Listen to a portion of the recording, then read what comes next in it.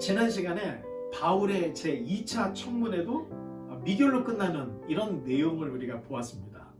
이러한 과정을 통해서 신앙생활이라는 것은 지극히 일상생활과 매우 밀접하다. 자, 이런 거를 우리가 알 수 있는데 아주 특별한 일이 있을 때만 하나님이 역사하는 것이 아닙니다. 지금 우리가 코비드로 인해서 우리가 예배도 축소하고 또 이런 일상생활, 이 일상생활 자체가 일상생활 안에서 신앙생활이 계속해서 유지되고 또 함께 이렇게 진행이 되는 것입니다. 바울은 비록 이 로마의 보호 속에는 있었지만 이 재판을 받는 처지였습니다. 그러나 재판 중에 자기 자신을 고소했던 유대교의 지도자들 그리고 자기 자신을 재판하고 있는 로마의 권력자들 앞에서 정말로 서슴없이 자기가 만난 예수님을 계속해서 증거하는 모습을 우리가 보고 있습니다. 자, 이러한 모습이 바로 크리스찬의 모습이다.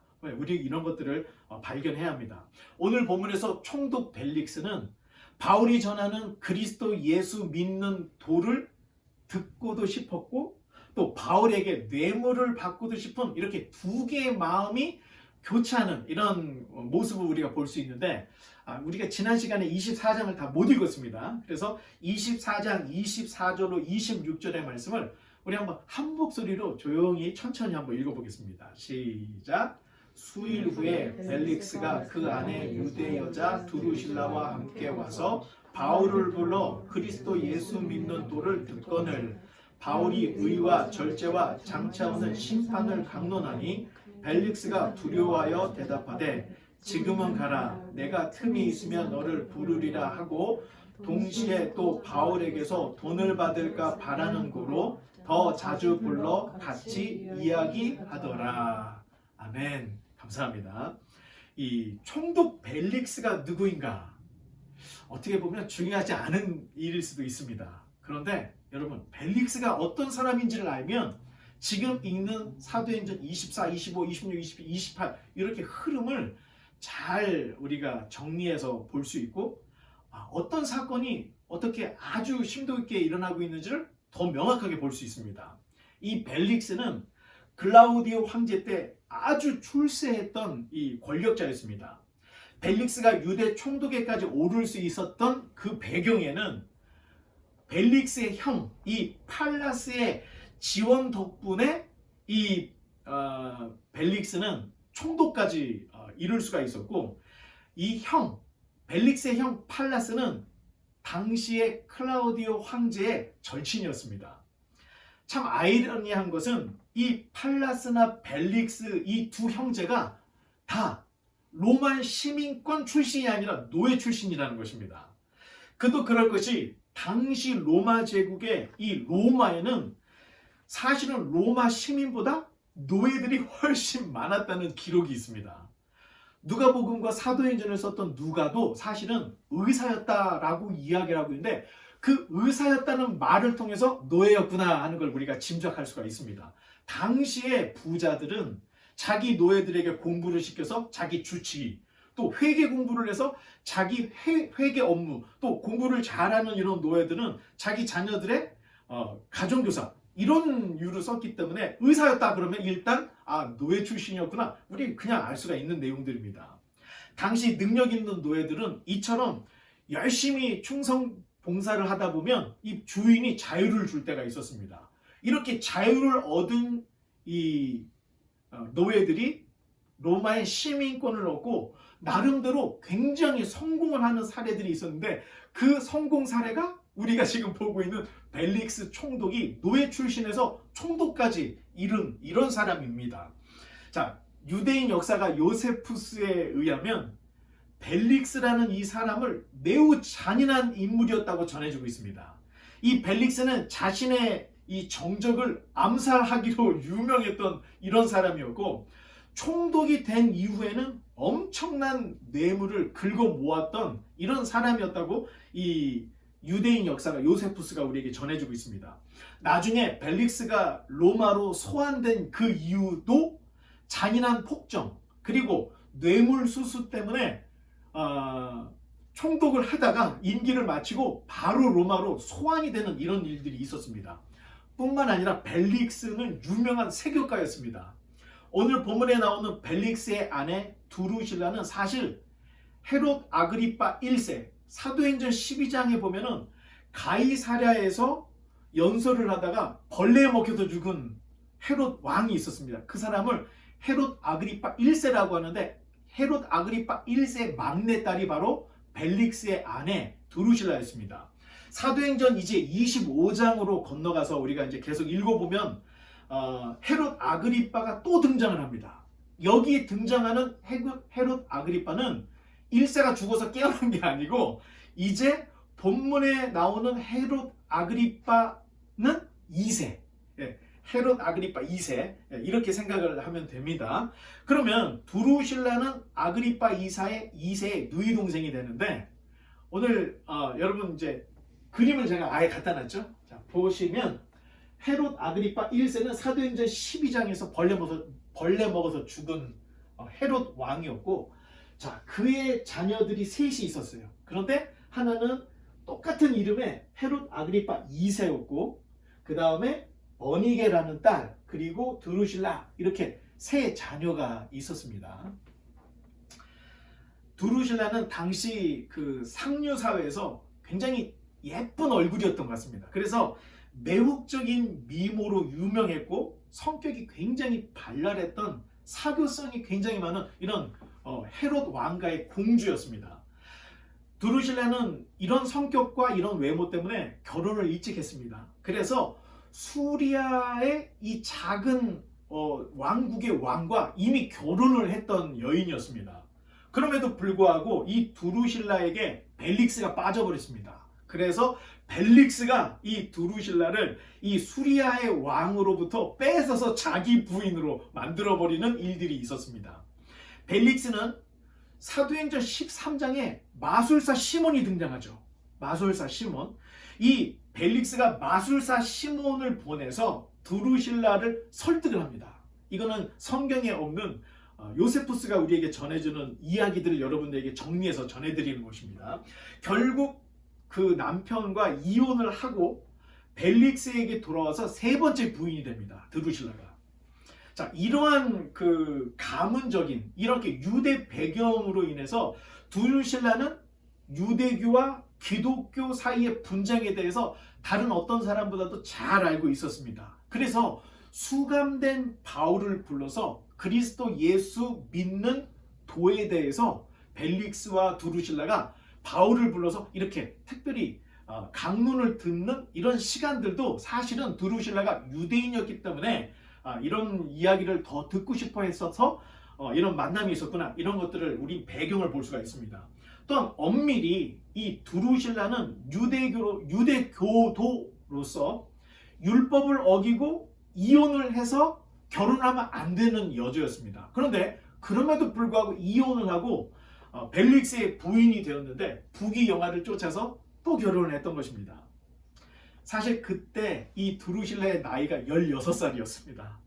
그런데 오늘 본문에 바울이 설교하기를 의와 절제 그리고 심판에 대한 설교를 하자 벨릭스도 두려워했고 또 이 두루실라도 두려워했다. 자, 이런 내용이 성경에 있습니다. 그 이유가 왜 두려워했을까? 바울이 얼마나 소리를 지르면서 무서운 설교를 했길래 저들이 두려워했을까? 이렇게 생각을 할 수 있지만 배경을 알면 이 둘이 불륜 관계로 결혼을 했던 이런 사람들이었기 때문에 바울이 의와 절제와 심판에 대해서 설교를 하고 강론을 했더니 이 사람들이 두려움을 가졌던 이런 것들을 우리가 연결을 해서 알 수가 있는 것입니다. 고대 로마의 역사가 이 타키투스가 벨릭스 총독에 대해서 이런 평가를 합니다. 벨릭스는 노예의 마음을 가지고 왕의 권세를 휘둘렀던 인물이다. 자, 이렇게 전해지고 있습니다. 결국 벨릭스의 이러한 잔인함과 또 부도덕한 포맹에 대해서 유대 지도자들이 황제에게 진정서, 탄원서를 썼습니다. 그런데 이것이 먹혀서 황제가 벨릭스를 이제 총독에서 물러나게 하고 바로 로마로 소환을 하는 이런 일들이 있었습니다. 벨릭스의 혐의는 정말로 조사를 해봤더니 어마어마했습니다.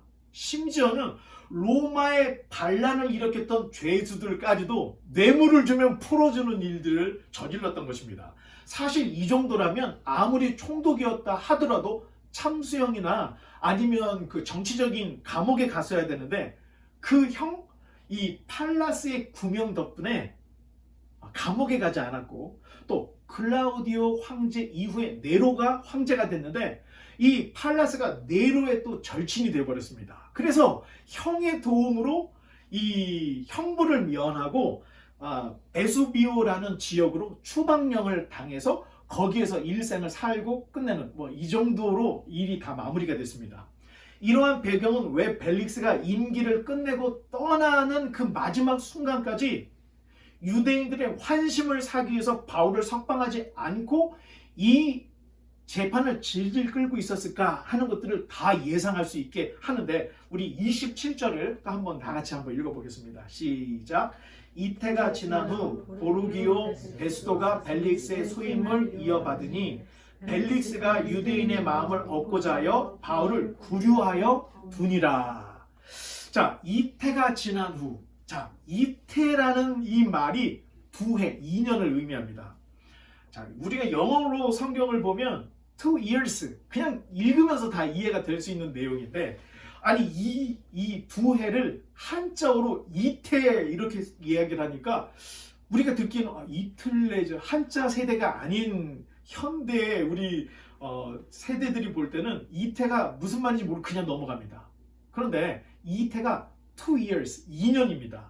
그러면 지금 바울의 지금 이 재판이 벌써 2해를 넘겼고, 2해가 지난 후에 벨릭스가 로마로 소환을 당하고 다시 부르기오 베스도라는 새로운 총독이 임명되는 이런 이야기가 몇 장 되지 않는, 이 몇 절 되지 않는 사이 2년이 훌쩍 지나가는 내용이 지금 성경에 기록이 되어 있는 것입니다. 벨릭스는 바울이 전하는 그리스도 예수 도에 관심이 있었지만, 바울이 자기가 자기 변론을 하는 중에 자기 민족을 구제하려고 가져온 이 재물에 대한 이야기를 했던 이야기를 듣고, 바울을 잘 다루면 뇌물이 쏟아지겠구나 이렇게 생각을 하고 계속해서 바울을 불러내서 이야기를 듣고 또 이야기를 나누는 이런 모습들을 우리가 본문에서 볼 수 있습니다. 유대 지도자들이 자신에 대해서 진정서를 쓴 것을 벨릭스가 알고, 이 마지막 자기의 소임이 맞춰질 때에는 유대인들의 환심을 사려고 바울을 석방하지 않고 이 재판을 계속해서 구류로 연결을 해서 다음 총독에게 넘기는 이런 모습들을 우리가 이제 볼 수가 있습니다. 결국 벨릭스에 이어서 부르기오 베스도가 새 총독으로 부임을 하게 되었을 때, 이때 벌써 2년이 지나갔고 바울이 예루살렘에 갔을 때 그 기간을 보면 이제 앞으로 바울은 한 10년 삽니다. 그런데 지금 이 재판으로 벌써 2년이 지금 감옥에서 다 지나가 버리는 내용들이 살짝 지나가 버렸다. 이제 여러분들이 이런 것들을 알고 성경을 읽으면 굉장히 지평이 넓게 열어줄 수가 있습니다. 이제 사도행전 25장 1절로 3절로 이제 넘어갈 텐데, 자, 25장부터는 우리가 한번 돌아가면서 한번 또 읽어보겠습니다. 베스도가 부임한 지 3일 후에 가이사랴에서 예루살렘으로 올라가니 대제사장들과 유대인들 중 높은 사람들이 바울을 고소할세 베스도의 호의로 바울이 예루살렘으로 옮기기를 청하니 이는 길에 매복하였다가 그를 죽이고자 함이더라. 아멘. 감사합니다. 이 벨릭스는 유대 지도자들의 탄원으로 자기가 로마로 소환됐다는 것을 잘 알고 있었습니다. 그러니까 새로 부임한 베소 총독은 분위기 파악을 잘하고 있었습니다. 총독이라도 유대 백성들이 탄원을 써서 황제가 그 마음에 동요를 하면 총독도 철밥통이 아니구나. 자, 이런 걸 알았기 때문에 베스도가 부임을 했으면, 자, 유대 지도자들 다 와서 나에게 인사하십시오 이렇게 하지 않고 자기가 예루살렘으로 가서 유대 종교 지도자들을 자기가 직접 만나는 이런 모습을 우리에게 보여주고 있습니다. 총독이라고 하면 그 나라의 왕들, 그 나라의 지도자들이 다 와서 줄줄이 서서 인사를 했어야 되는데, 베스도는 벨릭스가 어떤 일로 인해서 소환됐는지 잘 알았기 때문에 유대인들에게 좀 더 친절한 모습으로 다가가기 위해서 자기가 예루살렘으로 가서 지도자들을 만나는 모습을 우리에게 보여주고 있습니다. 그러자 유대 지도부가 기다렸다는 듯이 베스도에게 다시 바울을 고소를 했습니다. 두 해가 지났음에도 불구하고 유대 지도자들의 마음은 바울은 반드시 죽여야 될 사람이다, 이렇게 생각을 하고 있었다는 것입니다. 그래서 베스도에게 다시 재판을 해야 되니까 바울을 예루살렘으로 보내주십시오, 이 얘기를 했던 겁니다. 오는 길에 우리가 전에 봤죠?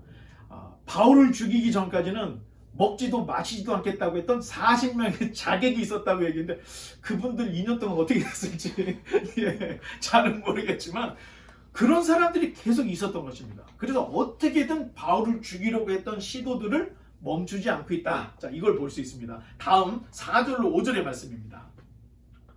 베스도가 대답하여 바울이 가이사랴에 굴든 것과 자기도 멀지 않아 떠나갈 것을 말하고 또 이르되 너희 중 유력한 자들은 나와 함께 내려가서 그 사람에게 만일 옳지 아니한 일이 있거든 고발하라 하니라. 아멘. 감사합니다. 이 베스도도 바울 사건에 대한 보고를 들어서 내용이 어떤 내용인지 다 알고 있었습니다. 만약 법이 없었더라면 베스도가 이 유대인들의 환심을 더 사기 위해서 그래, 니네들이 원하는 대로 바울 데려가 하고 바울을 보냈을 것이고, 바울은 예루살렘 가는 길에 자객에게 암살을 당해서 순교를 하고 말았을 것입니다. 그런데 바울은 로마의 시민권자였고, 그뿐만 아니라 작은 시골 도시가 아니라 길리기아 다소라고 하는 학문의 도시, 굉장히 그 당시에는 유명했던 큰 도시의 사람이었기 때문에 함부로 바울을 유대인들에게 넘겨줄 수가 없었던 것입니다. 그래서 법대로 처리를 해야 될 자기의 입장을 유대 지도자들에게 딱 이야기를 했던 것입니다. 이제 6절로 7절의 말씀입니다. 베스도가 그들 가운데서 8일 혹은 11일 지낸 후 가이사랴로 내려가서 이튿날 재판자리에 앉고 바울을 데려오라 명하니 그가 나오매 예루살렘에서 내려온 유대인들이 둘러서서 여러 가지 중대한 사건으로 고발하되 능히 증거를 대지 못한지라. 아멘. 감사합니다. 이제 바울에 대한 3차 청문회가 3차 재판이 이제 시작이 되고 있습니다. 그러나 바울을 치는 고소에 로마 법정을 움직일 만한 증거 제출을 이 유대 지도자들이 내놓지를 못했습니다. 그리고 이제 바울에게 또 기회가 주어져서 바울이 자기 자신을 변론을 하기 시작하는데 8절로 12절 조금 깁니다. 8절로 12절을 우리 읽어주시기 바랍니다. Paul denied the charges. I am not guilty of any crime against the Jewish laws or the temple or the Roman government, he said. Then Festus, wanting to please the Jews, asked him, Are you willing to go to Jerusalem and stand trial before me there? But Paul replied, No, this is the official Roman court, so I ought to be tried right here. You know very well I am not guilty of harming the Jews. If I have done something worthy of death, I don't refuse to die. But if I am innocent, no one has a right to turn me over to these men to kill me. I appeal to Caesar. Festus conferred with his advisors and then replied, Very well, you have appealed to Caesar, and to Caesar you will go. 아멘. 감사합니다. 이미 바울의 사건이 2회를 넘기게 되었으므로 베스도 총독은 바울을 예루살렘으로 보내고 이 사건을 그냥 종결을 지려고 하는 이런 의도를 우리가 글을 읽으면서 볼 수가 있습니다. 성경을 읽으면서 볼 수가 있습니다. 제가 볼 때 베스도 입장에서는 이제 바울에게서 더 이상 얻을 것도 없고 차라리 이제 끝을 낼 거라면 이 유대인들의 마음을 얻고자 하는 이런 모습을 우리가 이 성경 본문을 통해서 볼 수가 있습니다. 그러나 바울 입장에서는 예루살렘으로 이송이 된다는 것은 곧 마지막이라는 것을 잘 알고 있었습니다. 그래서 어떻게 해서든 예루살렘으로 가는 것을 피해야 할 입장에 바울이 서 있었던 것입니다. 아마 바울이 처음에 예루살렘으로 올라가려고 했을 때 동역자들, 선지자들이 예루살렘으로 올라가지 말라고 예언을 했던 것들을 우리가 기억해 볼 수가 있는데, 만약 동역자들 또 선지자들이 예언했던 그 예언이 이때를 가리키는 거다라고 생각하면 그 예언은 정확하게 맞았던 것입니다. 지금 예루살렘으로 가는 것은 바울에게 있어서 불 속으로 뛰어드는 것 같은 이런 형태였기 때문에 바울은 어떻게든 지금 예루살렘을 가지 않도록 지금 이 재판의 분위기를 바꿔야 될 필요가 있었습니다. 이때 바울이 쓸 수 있는 마지막 히든 카드가 로마의 시민권자로서 로마의 황제에게 자신의 억울함을 호소하는 이 길이 마지막 남은 길이었는데 바울이 그것을 선택을 했던 것입니다. 바울은 로마서를 쓸 때 자신이 로마를 꼭 방문하고 싶었다 하는 이런 내용을 피력을 하고 있습니다.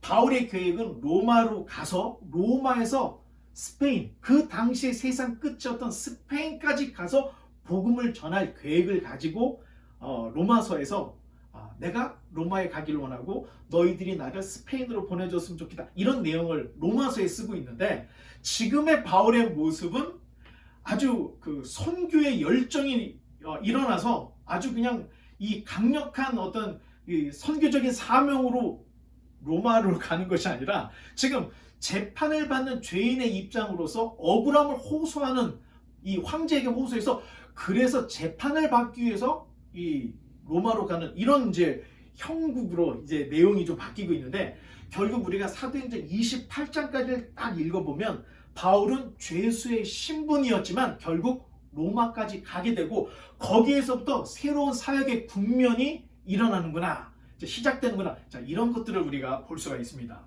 이제 13절 한 절인데 우리 한 번 더 읽어주시기 바랍니다. 수일 후에 아그리빠 왕과 버니게가 베스도에게 문안하러 가이사라에 와서. 아멘. 감사합니다. 또 설명드릴 역사적 인물들이 나와서 우리가 한 절만 또 읽었습니다. 새로 부임한 베스도 총독은 먼저 유대인들의 환심을 사기 위해서 자기가 예루살렘에 친히 방문을 했었습니다. 그리고 로마에 기생을 하고 있었던 이 헤롯의 왕가들은 새 총독 베스도에게 문안하기 위해서 로마의 총독부가 있는 가이사랴로 이 헤롯의 왕가 사람들이 오히려 와서 방문하는 이런 내용을 지금 13절에 전해주고 있습니다. 예수님이 태어날 당시 베들레헴의 유아들을 살해했던 헤롯을 우리가 헤롯 대왕 이렇게 부릅니다. 그리고 그의 아들 중에 아리스토블루스라는 사람이 있는데, 이 아리스토블루스의 아들 중에 하나 아들이 바로 헤롯 아그리빠 1세였고, 또 그에게서 헤롯 아그리빠 2세가 태어났고 버니게 드루실라가 태어났습니다. 오늘 본문에 이 세 사람이 다 등장을 하는데, 자, 조금 우리가 내용을 보고 알면 성경을 보는데 굉장한 도움이 되는데, 자, 노란색으로 표시된 사람들이 헤롯 가문, 헤롯 왕가의 성경에 등장하는 사람들입니다. 맨 위에 헤롯 안티파터 2세, 이게 이제 굉장히 중요한 인물이었고, 요 사람에게 4명의 아들이 있었는데 요 둘째 아들이 헤롯 대왕이었습니다. 예수님이 태어났을 때 베들레헴의 유아들을 살해했던 왕이 바로 이 헤롯 대왕이었고, 요 헤롯 대왕의 부인이 제가 알기로는 11명이었습니다. 지금 요 도표에는 10명만 나오는데, 첫째 부인이 도리스, 두 번째 미리암 1세, 두 번째가 미리암 2세, 뭐 이렇게 해서 그 외에 너무 많으니까 그 외에 5명이 더 있었습니다. 자, 부인들이 많다는 것은 헤롯 대왕이 능력이 대단했다, 외교력이 있었다, 이렇게 봐야 한다는 것입니다. 그래서 헤롯 대왕의 아내들 중에 미리암네 1세가 아들 둘을 낳았는데, 하나는 알렉산더, 두 번째는 아리스토블루스. 이 아리스토블루스가 2명의 자녀가 있었는데, 그 2명의 자녀 중에 하나가 헤롯 아그리빠 1세, 그리고 여동생으로 헤로디아가 있었는데, 우리가 복음서를 보면은 춤을 잘 춰갖고 헤롯 대왕이 내가 나라의 절반도 주겠다 했던 그 여자가 바로 이 헤로디아입니다. 여기 족보가 조금 지저분해. 그래서 헤로디아가 자기 작은아버지였던 빌립 1세하고 결혼을 합니다. 그런데 이 헤롯 안디바가 이 빌립 1세의 부인이었던 헤로디아를 뺏어서 자기 부인을 만듭니다. 요때 세례 요한이 헤롯 안디바에게 가서 헤롯 하면서 천국이 갖고 왔다 했더니 잡아다가 머리를 잘라놨죠. 예, 참수형을 당했는데 바로 그때 이 헤로디아, 헤롯 안디바 이때 다 나옵니다. 그리고 아켈라오가 예수님이 태어날 때 분봉왕 중에 하나였고 빌리비세 다 이제 이런 사람들이고 자, 이 헤롯 아그리파 1세의 세 자녀가 있었는데 첫째가 헤롯 아그리파 2세 오늘 본문에 나왔던 아그리파가 이 헤롯 아그리파 2세 그리고 둘째가 버니게 오늘 본문에 나왔죠. 그리고 드루실라는 벨릭스의 부인으로 나왔죠. 이 세 명이 다 나옵니다. 성경에. 그래서 여러분들 이런 가계도를 알면 헤롯이 왜 이렇게 많아? 뭐 이렇게 생각했던 게 다 지금 정리가 되는 자 위에 있는 헤롯 대왕 시대에 예수님이 있었죠. 그리고 요 아켈라오, 헤롯 안디바, 빌립 2세 때 예수님이 십자가에 달려 죽은 겁니다. 그리고 헤롯 아그리파 1세 때 사도들이 활동을 했던 시대였고 지금 바울이 재판을 받는 이때가 바로 헤롯 아그리파 2세. 자, 여러분들 이렇게 잘 알아두면 우리가 성경을 이해하는데 굉장히 도움이 될 겁니다. 자, 대대로 이 헤롯 왕가들은 총독들하고 사이가 좋지 않았습니다. 왜? 이 유대라는 나라를 다스리는 데 있어서 헤롯 왕가가 왕으로서 권력 행사를 하고 싶은데 로마의 총독들이 걸림돌이 되니까 헤롯 왕가들은 총독들이 싫었던 거고 또 총독들은 자기가 이 식민지의 총독으로 왔는데 헤롯이라는 사람이 왕노릇을 하고 있으니까 그게 꼴보기 싫었던 겁니다. 그래서 늘 다투고 싸웠는데 자 예수님이 십자가에 달리기 전날 재판을 받을 때 헤롯에게 갔다가 헤롯이 예수님을 빌라도에게 보내고 뭐 이런 내용이 나오죠. 요때만 친해졌다 이렇게 성경이 나와 있어요. 그 전에는 앙수 원수지간이었는데 예수님이라는 요 인물을 두고 이 두 사람이 괴롭히면서 그날은 친구가 되었다. 성경이 이렇게 나와 있습니다. 자 그런데 지금 나와 있는 분위기가 굉장히 좋습니다. 다른 총독이 부임을 했을 때 아그리파 또 버니게가 찾아가서 문안하죠. 자 왜 그런가? 이미 벨릭스의 부인으로 드루실라 사돈지간이 됐기 때문에 이제 싸우는 관계가 아니고 공생하는 관계로 바뀌었다는 겁니다. 분위기가. 자, 이런 걸 알면 성경에서 어떻게 뭔가가 분위기가 바뀌고 있는지를 우리가 딱딱 보면서 알 수가 있는 것입니다. 대신 모르면 읽어도 무슨 내용인지 왜 이런 일이 벌어지고 있는지 전혀 모르고 지나갈 수밖에 없습니다. 마침 베스도도 유대인의 왕족이었던 아그리파 버니게가 찾아온 틈에 아주 골치가 아팠던 이 바울의 문제를 상의하고 어떻게 했으면 좋겠습니까 하고 이제 이 아그리파하고 버니게하고 논의하는 내용이 지금 읽었던 13절의 내용이었고 자 이제 이 베스도 총독이 아그리파하고 베니게에게 자 바울에 대한 이제 줄거리를 이제 쫙 이야기해 주는데 되게 깁니다. 14절로 22절까지 베스도가 보고받았던 내용 그리고 지금 처리해야 될 문제에 대해서 이 헤롯의 아그리파 그리고 버니게 이제 설명하는 내용이 이제 14절로 마지막입니다. 22절까지가 이제 되어 있는데 우리 그냥 천천히 같이 한번 읽어보겠습니다. 시작. 여러 날을 있더니 베스도가 바울의 일로 왕에게 구하여 이르되 벨릭스가 한 사람을 구류하여 두었는데 내가 예루살렘에 있을 때에 유대인의 대제사장들과 장로들이 그를 고소하여 정죄하기를 청하기에 내가 대답하되 무릇 피고가 원고들 앞에서 고소 사건에 대하여 변명할 기회가 있기 전에 내주는 것은 로마 사람의 법이 아니라 하였노라. 그러므로 그들이 나와 함께 여기 오매 내가 지체하지 아니하고 이튿날 재판 자리에 앉아 명하여 그 사람을 데려왔으나 원고들이 서서 내가 짐작하던 것 같은 악행의 혐의는 하나도 제시하지 아니하고 오직 자기들의 종교와 또는 예수라 하는 이가 죽은 것을 살아있다고 바울이 주장하는 그 일에 관한 문제로 고발하는 것뿐이라. 내가 이 일에 대하여 어떻게 심리할지 몰라서 바울에게 묻되 예루살렘에 올라가서 이 일의 신문을 받으려느냐 한즉 바울은 황제의 판결을 받도록 자기를 지켜주기를 호소하므로 내가 그를 가이사에게 보내기까지 지켜두라 명하였노라 하니 아그리파가 베스도에게 이르되 나도 이 사람의 말을 듣고자 하노라. 베스도가 이르되 내일 들으시리이다 하더라. 아멘. 감사합니다. 다음 내용은 이제 몇 절 되지 않는데 다음 시간 26장을 할 때 25장의 마무리를 또 읽으면서 26장을 건너가겠습니다. 지금까지 바울 사건의 경위를 베스도의 입으로 설명하는 내용을 우리가 읽었습니다.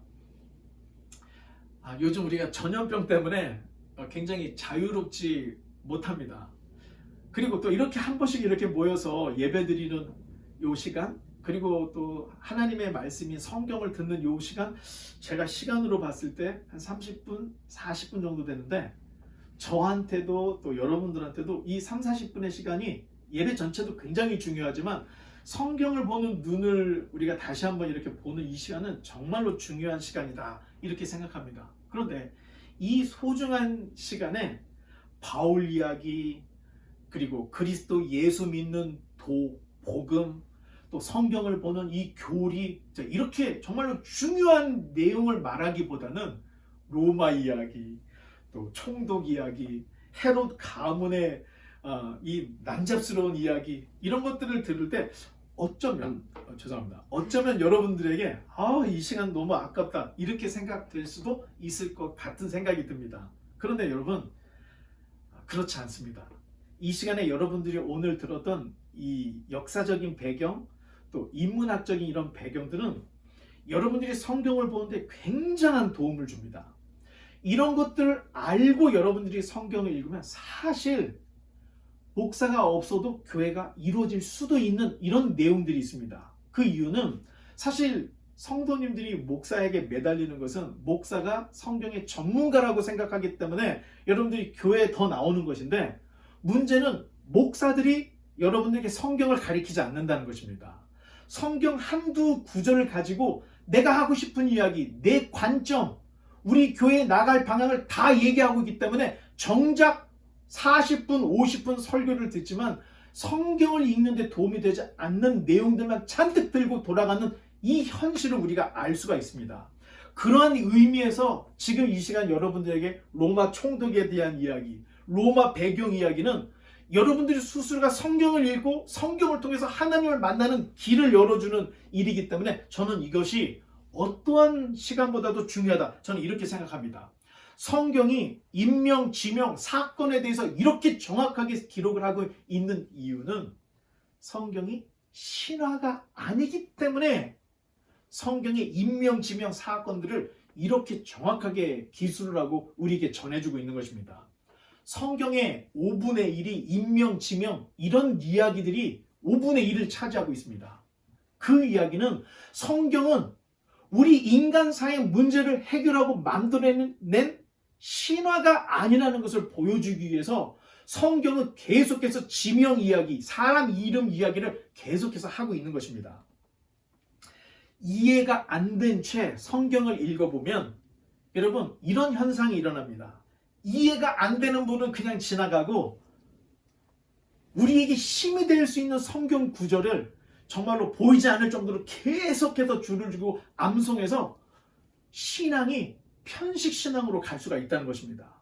성경을 전체적으로 이해하고 보는 것이 아니라 이해가 안 되는 부분은 그냥 다 지나가고 나에게 힘을 줄 것 같은 이 몇 구절만 암송을 하는 암송 신앙으로 신앙이 전락할 수 있다는 것입니다. 이런 신앙의 특징은 환란이 올 때 절대 견디지 못한다는 것입니다. 심지가 깊지 않고는 다 넘어집니다. 참 재미있는 것은 미국에 와서 보니까 바람이 불거나 토네이도 보면 나무들이 힘없이 다 쓰러집니다. 왜 이렇게 나무가 잘 쓰러지는가? 이 미국에 오래 살고 있었던 분들이 얘기가, 미국은 땅이 너무 좋아서 나무들이 뿌리를 깊이 내리지 않는다고 합니다.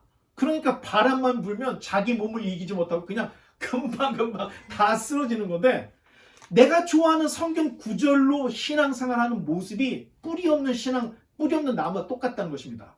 이러한 신앙은 바람만 불면 그냥 마치 넘어질 준비를 하고 있었던 것처럼 자리 깔고 그냥, 여러분, 우리가 정말로 제대로 신앙을 했으면 지금 코로나 같은 이런 전염병이 돌 때 우리 신앙이 흔들리지 않는다는 것입니다.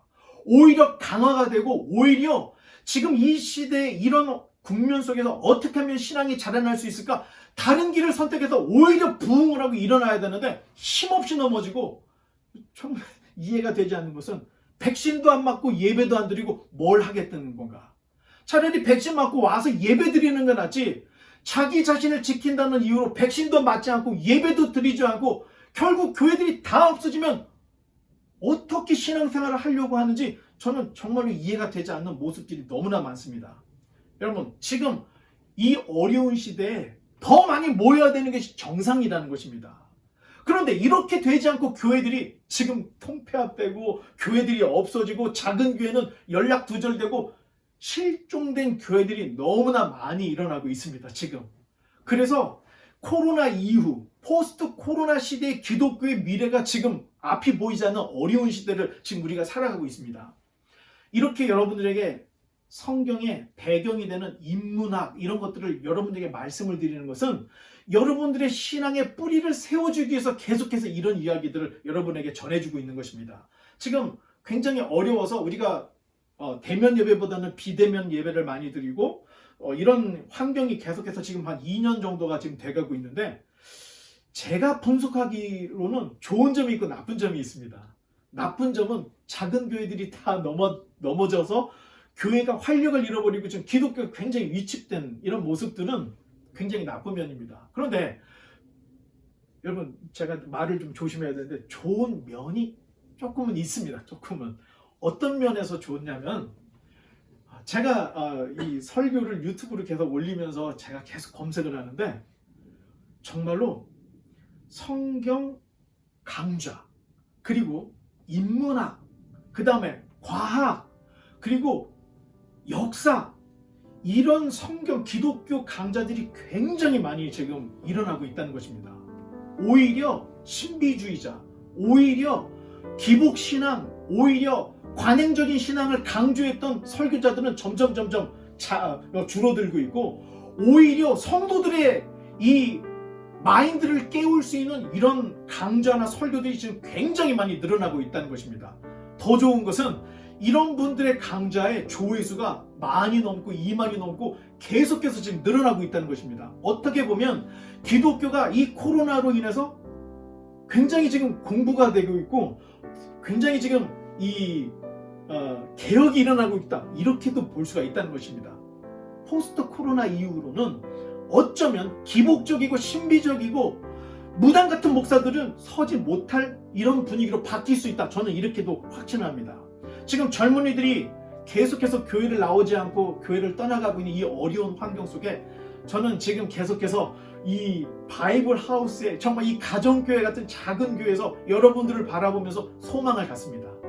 지금은 인정받지 못할 수 있겠지만 여러분들이 활동을 해서 주역이 될 그때에는 여러분들이 바울과 같이 엄청난 리더들이 될 것이라는 생각을 갖고, 저의 제자가 아닌 성경의 제자, 교회의 제자가 아닌 예수 그리스도의 제자를 길러내기 위해서 인문학적으로 역사적으로 될 수 있는데 객관적으로 여러분들이 성경의 눈이 열릴 수 있도록 이렇게 힘을 쓰고 있습니다. 저는 소망하기는 여러분들이 성경의 지평이 활짝 열려서 미신 같은 기독교가 아닌 정말로 기독교다운 기독교, 이러한 신앙으로 여러분들이 다음 세대들을 이끌어 나갈 수 있는, 하나님 앞에 더 깊이 한 걸음 나아갈 수 있는 이러한 사람들이 되기를 소원하고, 여러분들의 귀가 열리고 눈과 생각이 열려서 우리 바이블 하우스와 같은 교회들이 정말로 많이 일어나서 정말로 지금의 모습이 아닌, 관행적인 모습이 아닌 정말로 하나님의 뜻에 맞고 하나님 마음에 합한 이런 교회들이 더 많이 일어나기를 주님의 이름으로 간절히 축원합니다.